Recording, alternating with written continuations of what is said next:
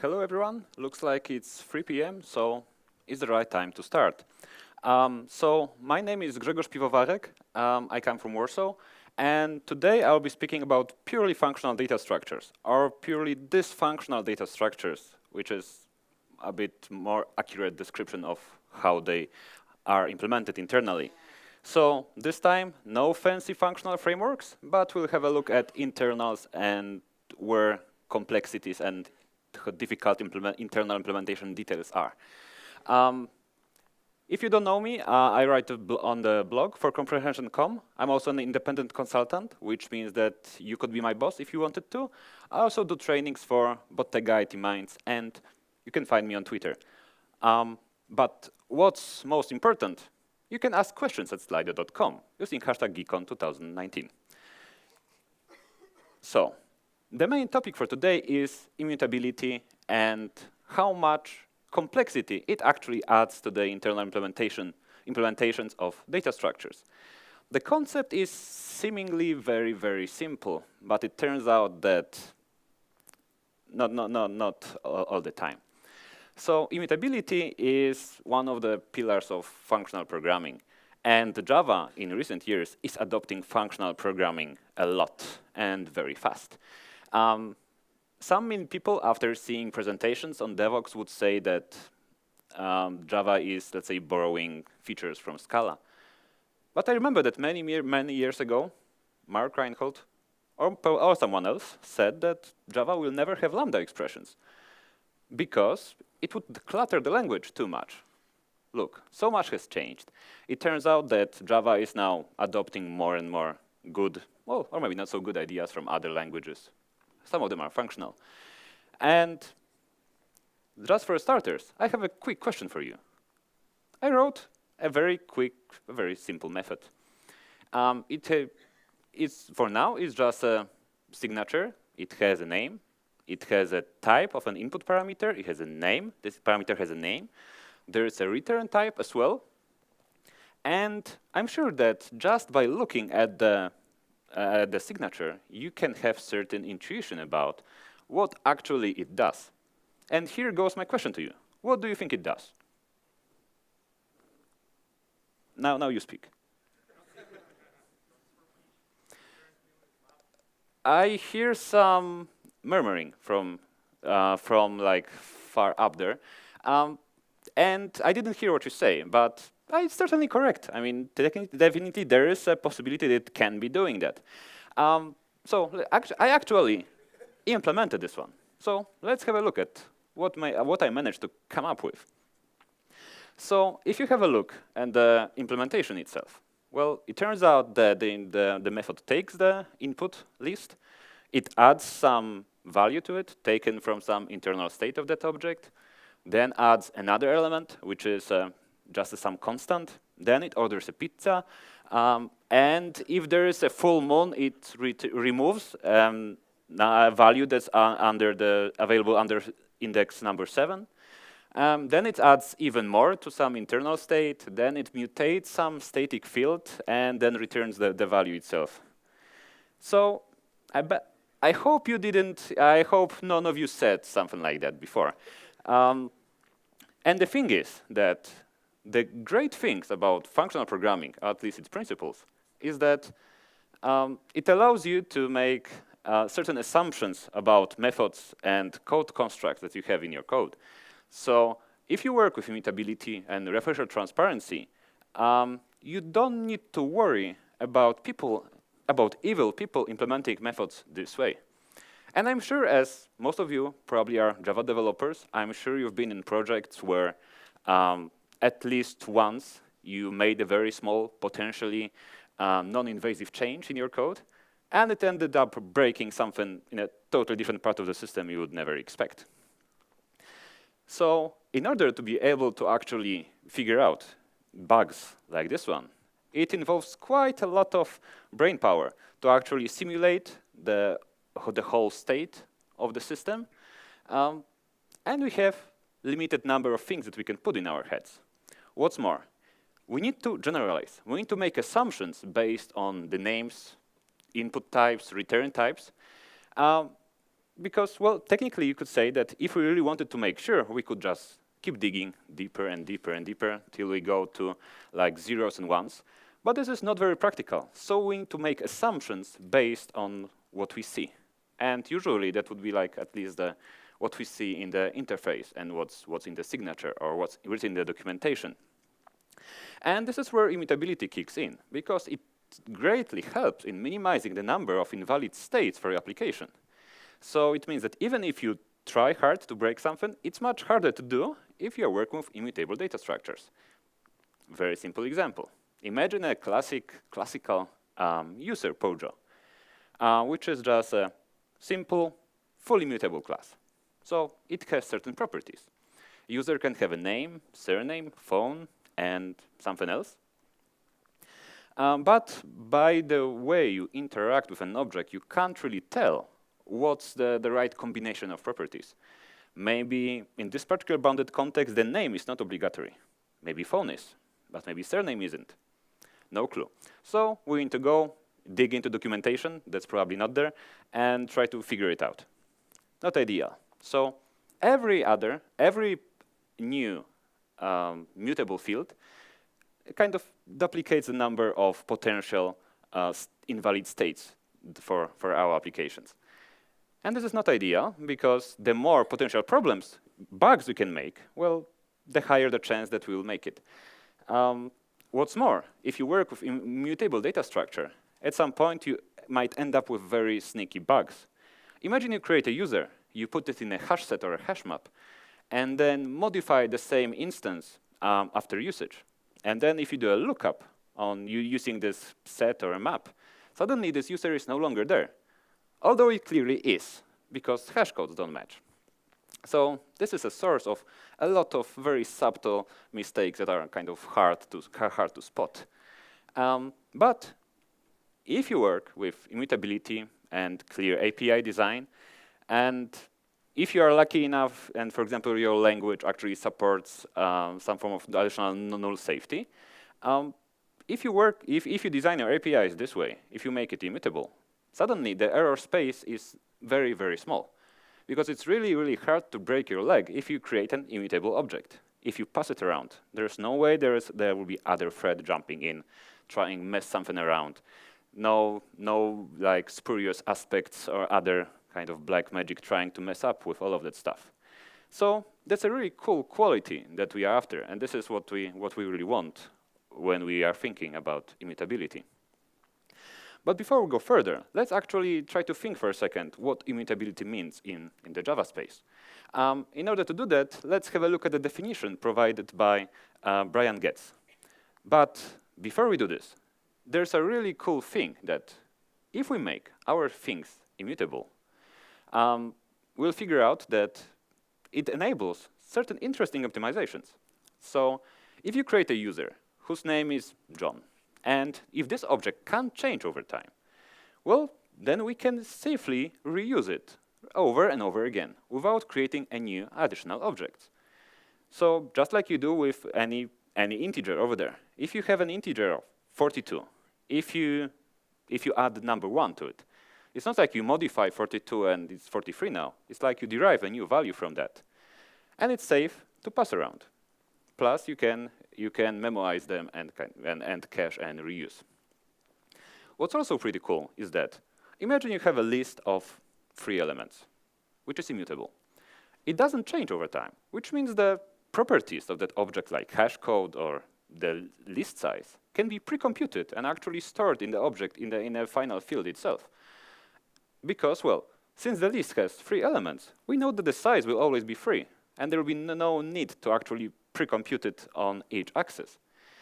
What's even more, if you have a list of, let's say, 2 objects, and this is the case with JDK 9 and the immutable collections that we got with Java, you don't really need to invest in the like ArrayList or linked list infrastructure to be able to implement a list.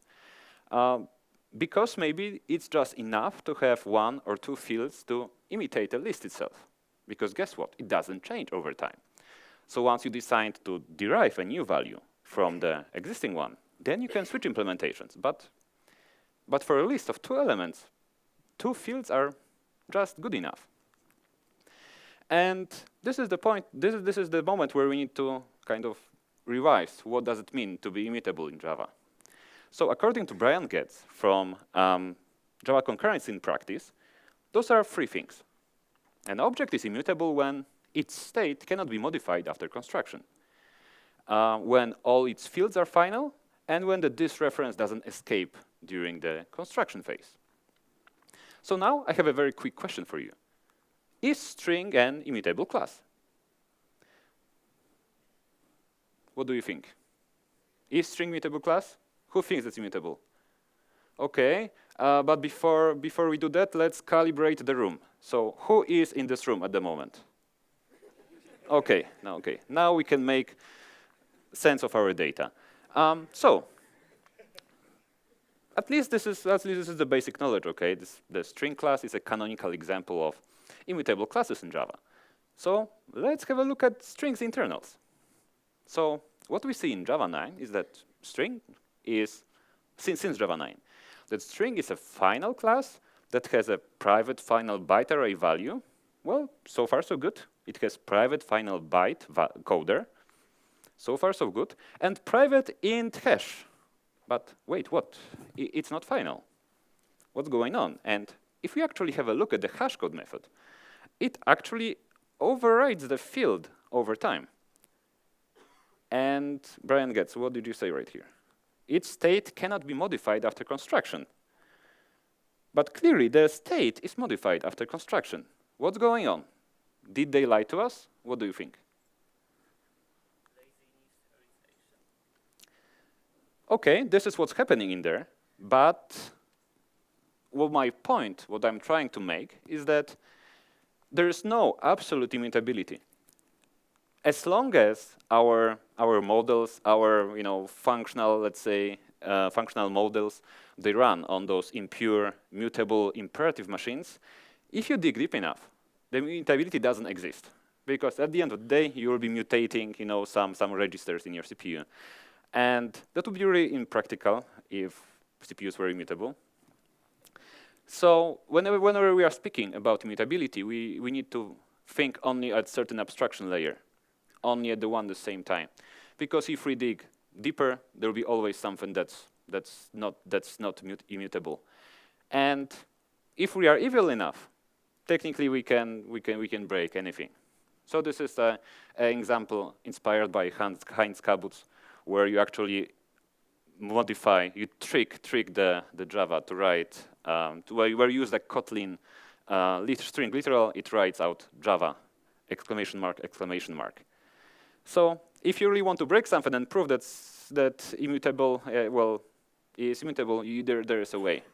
But what we need to think about is how we interact with classes and APIs through public APIs. And so what we know already, that classes that are at least perceived, observed by users, that look like immutable, they can be not mutable. They can be not immutable inside, and that's okay because that's how things work. But what's very important to remember is that one of the main selling points of immutability is that it gives you thread safety.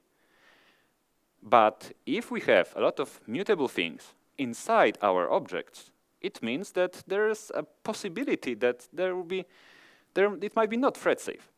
And you might argue that if the implementation is actually not thread safe internally, it shouldn't be called immutable. I would say, yes, I agree with you, but the point I want to make is that you need to be aware that there are very subtle bugs that can resurface this way. And this was the case with Scala 2.11.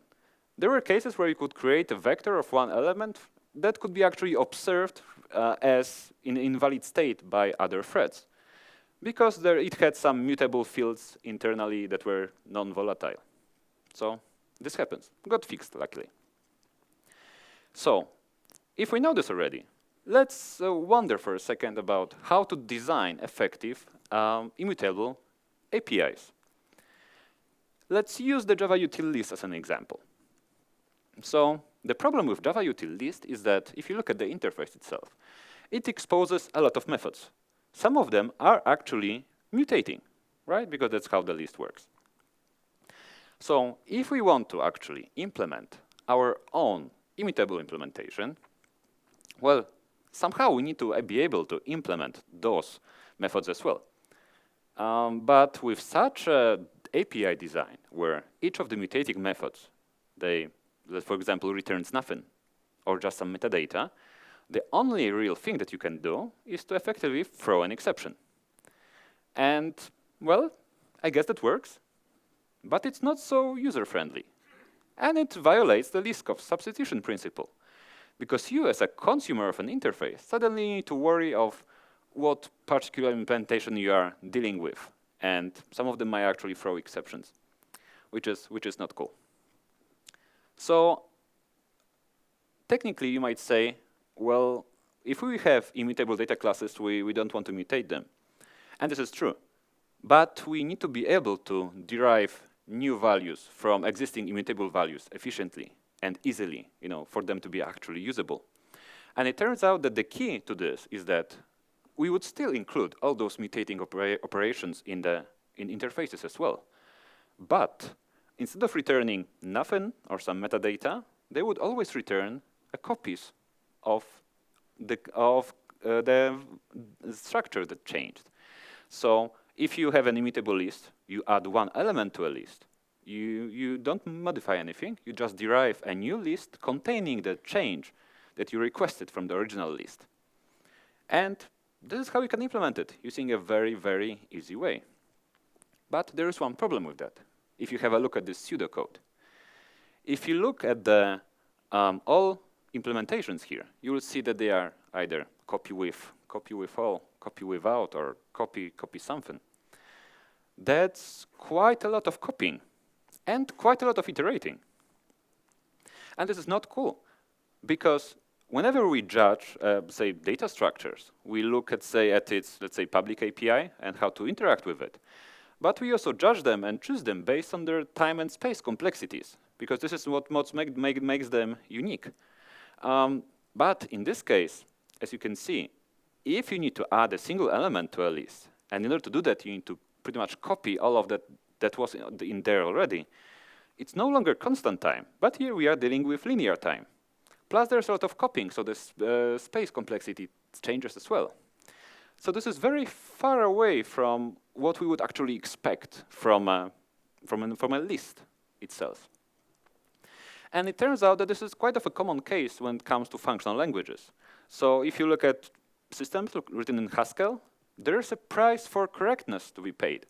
So such languages, they will produce quite a lot of garbage because, well, you need to do something with that, and correctness costs. And this is how we slowly arrive to the main topic of today, which is functional data structures, or should I say, persistent data structures. And just to make sure, persistent data structures, persistent is from a bit different bounded context that we are used to. Persistent doesn't mean we will be storing data on disks or somewhere else. It means that those are data structures that are able to persist previous versions of themselves over time. And there are a few ways we could implement that. The first one you know already. We could use a brute force copying. So you are given an immutable implementation, you want to modify it, so you create a copy and return and add this new change to it and return it. Yeah, but it's a brute force solution where you kind of, this is not very efficient. Another way of doing that could be application of so-called fat nodes, which is effectively event sourcing for data structures. So imagine a data structure that kind of records all the operations it actually ever performed on it. And then based on that, you could recreate every possible state of the data structure. And, well, that would work. The problem with that this is pretty much one big memory leak. So it's not really practical. Although, personally, I'm just experimenting with a project that involves this. Just I'm trying to manage retention on my own. So we end up with the third way, structural sharing, which is the most practical of those three options that we have. And structural sharing means that if you are dealing with immutable data structures, well, they don't change over time. So technically, we should be able to reuse some of the existing at least parts of those data structure, when deriving new ones. And this is how we can save. We can not iterate that much. We can not copy that much. And this is like the main idea behind functional data structures. And implementations you will see in many different languages, like Haskell or Scala. I'm not the first one to talk about the subject. So my friend, Oleg Shalayev, that works at Oracle, he prepared a great talk at Devox in Poland some time ago. But he illustrated the whole concept with using this cartoonish picture of a unicorn. And after playing with the concept for a while, I believe that this picture is not very scientifically correct. It turns out that the real thing, although, well, those concepts are really nice, recursive, and fluffy, and colorful, but in real life it looks more like this one. Because, well, those are great things, but at the end of the day, we need to make them work with our impure, mutable machines. And there is no way you can kind of avoid certain things.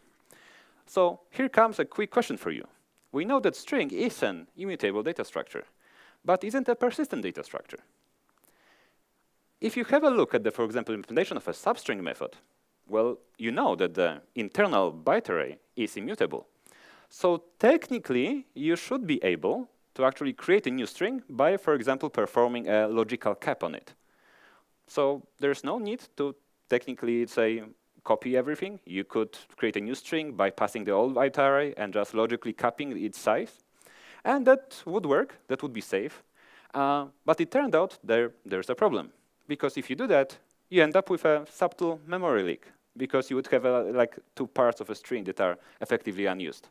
So at some point in Java, actually, the string constructor makes sure that the region you are interested in it gets actually copied. But if you wanted to go for your own JVM implementation, you could easily do that. And the problem with this works really nice for immutable data structures. But if you suddenly start applying the same idea in the mutable world, that can be problematic. And this is actually what's happening with an ArrayList.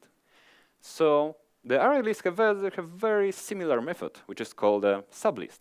It accepts the beginning and the end index. That needs to be, let's say, and where the original list needs to be capped with.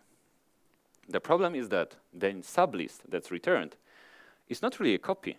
It's not really a new list. It's a view over the original list. So if the original list changes, the view changes as well, which can lead to very, very sneaky bugs. And this is one of the examples that I encountered in a real-life project. Well, simplified a bit. I was refactoring a bit of legacy code. And after working with it for a longer while, I saw that actually it works. The tests work, surprisingly. I removed a part of the code, and the tests worked. That got me thinking that something might be wrong. Although, well, it worked all the time, so pretty cool. But that's not what we wanted. And after inspecting the code for a while, I figured out that we used at some point Guava transformers and sublists together. If you don't remember, Guava transformers is pretty much the stream API before JDK8. And the problem with that is transformers don't really transform. They don't really derive a new list from an existing one. They actually create a view that pretty much mutates values on the fly when you reach out for them. So we created a transformation of an original list with a Guava transformers, then used sublists on this, which is another view, and then tried to shuffle the original one and check, let's say, if we shuffled and picked the right numbers. But using this complicated combinations of those views and transformations, we ended up effectively verifying if the elements of the same collection are in the collection, which is, of course, true, but doesn't really help us reduce any entropy. And this is the kind of bugs that you expose yourself if you play around with too much mutability. If all of that was immutable, you wouldn't really need to worry about that. And this is a great thing about functional programming, that the scope that you need to worry about is usually much smaller when working with mutable, imperative, and non-functional solutions. So let's think for a second how we could design our first persistent data structure. What we want to do is to be able to reuse what we have already while deriving new values from the previous one. And it turns out that the most basic example is a simple linked list. It's just done, imagined a bit differently than we learned at universities. What we learn at universities is that we have a sequence of nodes that reference themselves. But here, instead of referencing nodes, we'll be referencing previous versions of the data structure itself. So if you look at the design of a singly linked list, that list internally has one single element, which is often called the head, which is the first element of a list. And then it has a pointer or reference to the previous versions of the list itself. We know that the previous version is immutable. The current one is immutable. So it's perfectly fine to actually share what we have there already. So if you add a new element to such a list, you just create a new list, you pass the new element, and pass the past version as a tail of that list. And that works. And the cool thing about this is that it is constant time. And it doesn't involve any copying. So this is what we wanted. So if you try to visualize that, you can imagine, you can see that there is a old list containing 4 elements. Let's call it an A. If you want to add a new element 9 to it, you pretty much create a new element and point to the previous version. If you want to add even more elements, you create the list C, you do the same. You just keep pointing recursively at the previous versions of the list. And that works. That works really good. But there is one problem. Could you tell me what's the problem here? Can you repeat, please? Okay, so the problem that was brought up is that what happens if we change a list in the middle and not actually at the very beginning? And this is indeed a big issue, because if we want to keep adding elements from one side, it's very easy, it's trivial. But if you want to, let's say, add an element somewhere in the middle or from the other side of the list, it becomes not so trivial. Because what we need to do is effectively recreate a new list from a new root element, which means we start from scratch. We create an empty list, we add one element, which is the root, and pretty much we replay all elements of a list on top of that by adding them. So it's no longer constant time. And the space complexity is no longer O1 as it used to be. It's pretty much this pessimistic scenario where you need to do a lot of iterating and a lot of copying. So it's not ideal. But let's say that it's more or less acceptable, because when we work with lists, we mostly add elements to one side, not from both. So it's more or less okay. And this is usually the moment where someone starts asking about thread safety of such implementation. So usually it goes the way like, Grzegorz, so you're telling me that we are building a list that's recursive, which is pointing to previous versions of a list. So what happens if we have multiple threads trying to add elements to the same list? Which way does it point to which list? And that's a very valid question to ask. However, it's important to remember that we are playing with immutable data structures. So whenever we end up in a situation where we have an immutable data structure updated by multiple threads, it never actually gets updated. We derive new values from existing ones. So every thread derives its own value and works on its own, let's say, copy, on its own view of the original data structure. And this is where it's worth revisiting the thread safety of immutable data structures, which is one of the main selling points. Use immutable data structures because they are thread safe. And this reminds me a bit of a story of a King Midas. So the story of King Midas goes like this. He really wanted to possess a golden touch, a possibility to touch anything and that anything would turn into gold.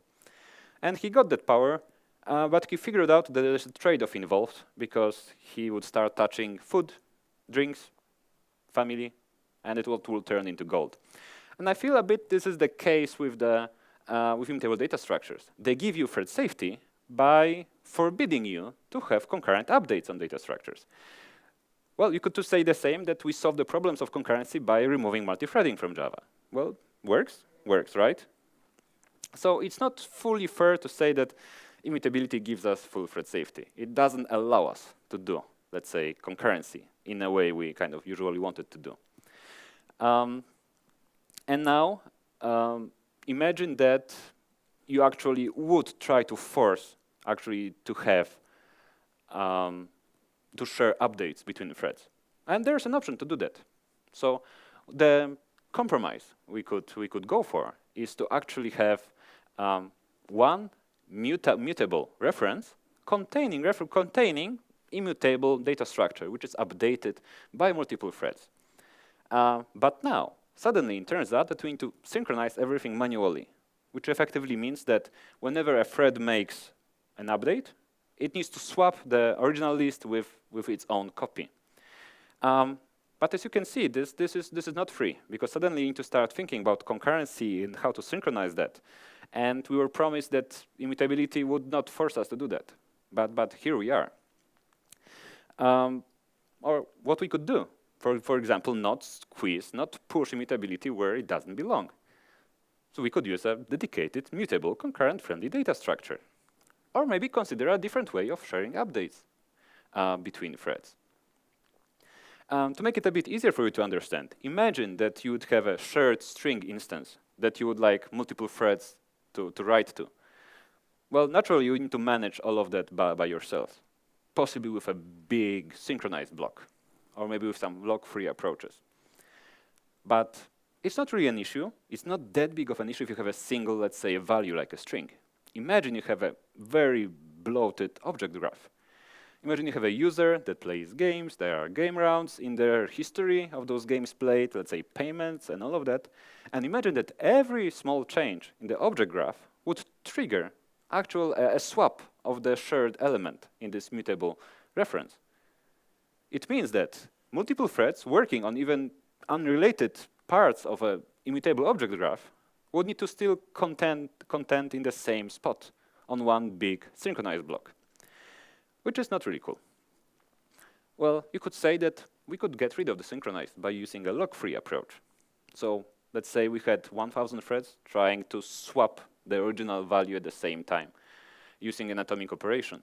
But there's a problem with that, because if we have 1,000 threads trying to make updates at the same time, but we know that only one can succeed, it means that n-1 threads would need to abandon the objects they created locally and just throw them at the garbage collector, which is, again, a huge stress. And is it worth it? I don't think so. So we had a look already at how we could design a simple list. In reality, it turns out that you could have many different variations of a list that actually provide either constant time access to the beginning or to the end of the queue. But let's have a look at how we could implement a persistent set. So technically, it's very easy, because we already know one idea how to build, let's say, immutable persistent data structure like a list. We could reuse a list internally to implement a set. But there's a problem with that, because when we work with sets, we expect certain time complexities from data structures like this one. And if you wanted to check if an element exists in a set, you would need to do it would be a ON operation. And this is not acceptable for sets. So the question is, could we do something smarter? Keep in mind that I'm saying smarter, not necessarily better. We could use a tree for that, because a tree by itself is also a recursive data structure. So effectively, each element of that tree could be a tree on its own, a single leaf or any subtree, which means we have certain potential for reuse of some parts of this data structure. But there's a problem. Imagine that we want to add a 42 number to this tree. We wouldn't add it on top of that, right? So there's no way we could reuse the whole structure. We would need to add it at the bottom. And in order to be able to do that, we need to go to the very bottom, copy the whole path of the element, recreate it, and then reuse only what we have on the sides, that was those that are black ones. So already, the trade-off is huge, because you already know that we can't share everything. We can share just a small bit. And there will be still a lot of copying and iterating involved. Well, but we still are able to save something in comparison to the brute force implementation. It's especially visible if you end up with bigger structures. There is some potential for reuse. However, trees, it's often a good idea to keep trees balanced. So there's another complexity that kicks into that. Okay, we know how to do lists, we know how to do sets, more or less. But how to do a queue? Well, we know that linked list actually implements a queue interface, so this should be fairly easy. But again, there is a problem with that. Can you tell me what's the problem with that?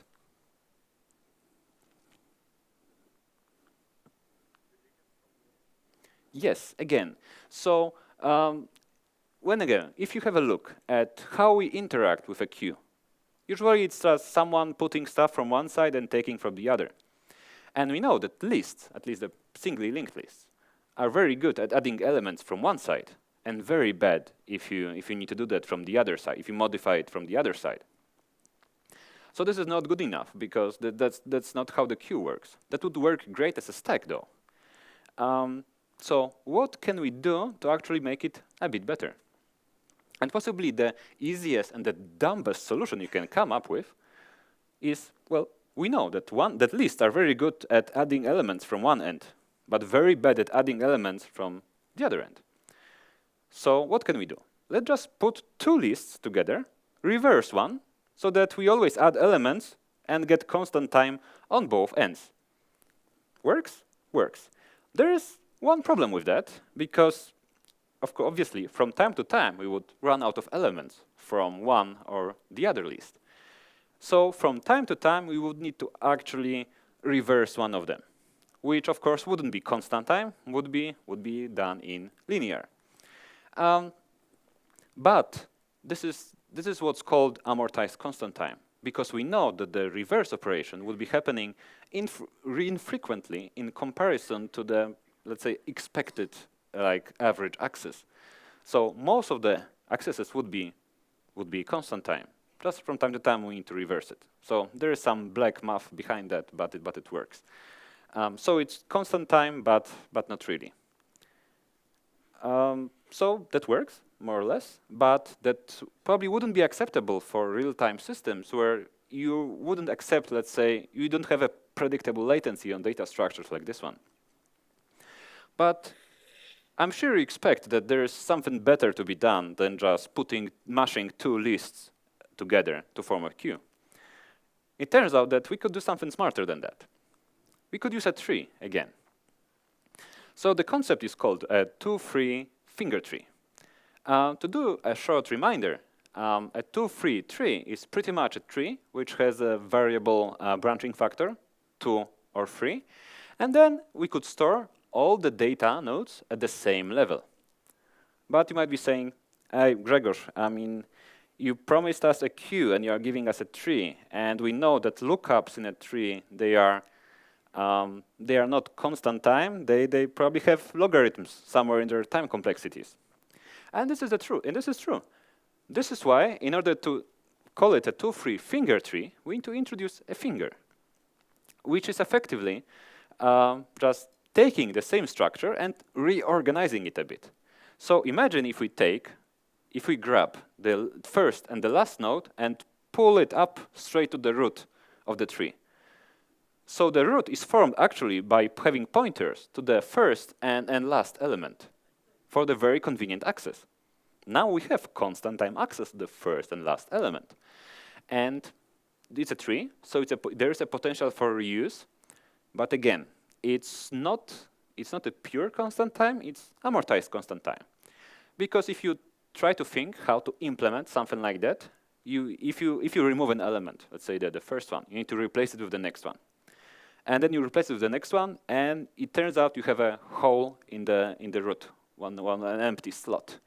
That needs to be, let's say, filled with the slot of that's one layer level below. But if you fill it with that slot that's layer below, you have another hole that you need to fill with another one.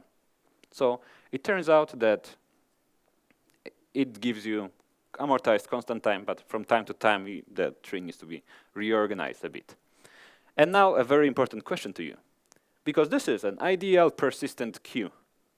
So if this is so ideal and so nice, why does Scala and other languages use bunker's queue?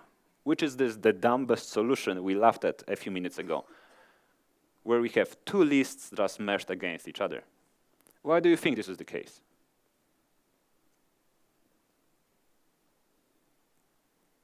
So usually when we make trade-offs, when we compromise, let's say certain design choices for other gains, most likely it's performance. It turns out that there's a huge difference between the simple solution and the one based on the 2-3 finger tree. Do you remember what's the difference between ArrayList and a linked list, performance-wise? Perfect, memory layout. So it turns out that if you compare an ArrayList to a linked list, there's a totally different memory layout we are thinking about. It turns out that if you are working with linked lists and you have pointers pointing to random nodes, they'll be more or less pretty much randomly spread all around the heap. But if you are dealing with arrays, they are pretty much from one continuous region in memory. So now you might argue that I was effectively comparing a linked list with a 2-3 finger tree, which are both, let's say, they don't involve too many arrays in there. And this is true. But if you have a look at the structure here, you can see that the whole part of the structure is wasted on the nodes that don't carry any value. So there will be more and more pointer chasing, dereferencing and jumping between each nodes. And if you jump between the nodes, there's no way a CPU can do any of its magic, no prefetching, and like effectively ending up with everything being a cache miss. So they both give you constant time for some operations, but if you have this one, the 2-3 finger tree, this constant time will be a bit slower than the constant time you get from the singly linked list. So we know how to do a list, we know how to do a set, we know how to do a queue, although probably this is not a very usable queue. Probably it's just better to use a concurrent-friendly queue if you want to share updates between threads.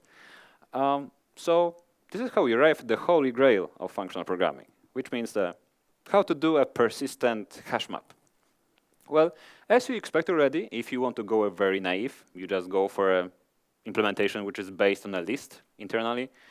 So the advantage of that would be that it works, but this is, again, not the time and space complexity you would expect from a hash map. So could we do something smarter than that? It turns out, yes, we can. So there's a concept called hash array mapped trie. And bear with me, this is not a typo. It's a trie, not a tree. And the trie is effectively a radix tree, which is effectively a finite state machine, which is used pretty much for doing lookups by prefixes of strings. So imagine you want to store a string called TED and a string called T, and do a lookups by, let's say, prefix T and E. Then you represent the whole structure using a node. You traverse to a node that actually interests you, and all, let's say, children of that node, they actually are all strings that are prefixed by this particular string that you were looking up for. And this is probably not how Google works, but this is how you could implement a naive search done by, let's say, prefixing. So you take up some string, you find a node in your state machine which matches the string you are the prefix you are looking for, and you simply return all the sub-children of that node. And this is what you get. And now, imagine for a second. What would happen if we, instead of storing arbitrary strings, we would store hash codes? Imagine we figure out a data structure where we have a fixed level. Let's say we slice hash codes into, let's say, equal parts and use them and apply this idea to that. And this is how hash array mapped trie is born, where you have a trie that stores hashes, pretty much. But you might be thinking, Okay, Greg, but it's a hash map. You promised us a hash map, and this is a tree. So lookups wouldn't be constant time. They would have logarithms in there. So there is a trick that we can use, and the trick that we use here is that you apply a very huge branching factor. So for example, 32, which means that every node can have 32 up to 32 children, and every node contains an array, which can be mapped using the part of the hash code that it stores. And suddenly it turns out this is how you can imitate the hash map in using the persistent data implementation. Now you might say that we might be wasting quite a lot of space because there will be quite a lot of nulls in data structure like this one, which is immutable. But since we know that it's immutable, we don't actually need to have those full-blown arrays with nulls, but we could use bitmaps to actually represent which objects are in there and save some memory. But still, it doesn't explain one thing. So we were promised a constant time access, but it's not constant time. But if the branching factor is 32, imagine you want to do a lookup in a data structure having, let's say, integer max value elements. And if you have a look at such an extreme, let's say, branching factor, if you do a lookup, that's 6 hops. That's up to 6 hops. So if you go, let's say, if this is 5, 3, or 6, it doesn't make that much of a difference. So indeed, it's not a real constant time, but it's very, very, very close. So you get an approximation of a constant time by using very high branching factor. To give you a clue how slowly this value, the function changes over time, is that if you'd like to make a lookup for a long max value of elements, you end up with 13 lookups, which is not ideal, which has their costs, but it's the best what we can do so far. It turns out that there are further ideas that you can explore to make those structures even better. And Scala 2.13 introduced a new optimization. So now it's compressed hash array mapped prefix tree for better cache locality. And then you start digging into white papers written by Odersky many years ago, and you figure out that there are multiple attempts made to actually make those data structures cache-aware as with better, let's say, memory layout. And then you end up with ideas like cache-aware log-free concurrent hash tries. And all this effort is done to pretty much make things immutable, more or less. And this is how we slowly arrive to the end of today's presentation. If you would like to have a look at the internal implementation details and play around with data structures like this, you can try pretty much 2 libraries in Java. You have Waiver and Cyclops. I would advise you to try Waiver because it kind of copies the conventions used in the Scala language. So if you are a Scala developer that's disgusted with the Java experience, you can add Waiver. It will give you, well, it will make your experience a bit better. If you're a Java developer trying to get into Scala, if you add Waiver to your code, you will see a lot of similar constructs that you will later see when playing around with Scala. And this is how we arrive at the main key takeaways for today. And I wanted to show you is that actually making things immutable is really, really difficult if you look from the perspective of someone that actually needs to implement that and give those tools to users and make it efficient. And pretty much the trick that we need to worry about all the time is that efficient immutability involves minimization of copying and maximization of structural sharing between elements. But this is, again, not ideal. There's so many trade-offs involved because it turns out that even if you do that, you might end up with a lot of memory leaks. So trade-offs are involved everywhere. What I'd like to show you as well is that whenever we are working on our impure, boring, imperative, mutable machines, it turns out that we need to keep mechanical sympathy in mind because the simple beat complex. So we might end up with the ideal persistent queue, but still, the potentially seemingly dumber solution might end up performing much, much better. Because again, we are working on simple and mutable machines. As you can see, mutability is not a silver bullet, because there are places where it doesn't work. Just, I want you to understand what are pros, what are cons, and now it's up to you to figure out your context and where does it fit and where does it not. And for the last time for today, trade-offs are everywhere. So thank you very much. If you want to do a bit of further reading, there are a few that you will find on my slides, a bit of further ideas that you can explore. The most interesting write-up is the last one from Alexei Shipilev, where he proved that actually having garbage collectors that do compaction, they can improve locality a lot, contributing to an improved performance. And the common misconception is that if you have a GC, you must be slow. So thank you very much. I hope you learned something, and visit my blog. Thank you. Let's see if we have questions.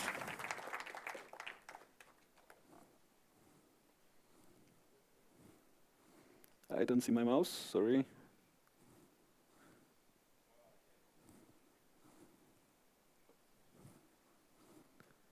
I see it, okay. Oh, God. So we have one question. What about memory access implications, cache miss when implementing immutable arrays by referencing previous? Of course, there is a performance hit that needs to be made for this, but it's still a bit better because once you get to the second array, if you reference another array, you pay the price of a cache miss of referencing it. This is the case even with simple strings. Whenever you go reference a string, internally you have a byte array, you need to access it, and you pay the price for that. But if you get another array internally, you can hope for some more, let's say, mechanical sympathy in there. So yeah, this is the cost to be paid. There is no way you can mitigate that, but this is our world's best effort. Okay, I think we are out of time. Thank you.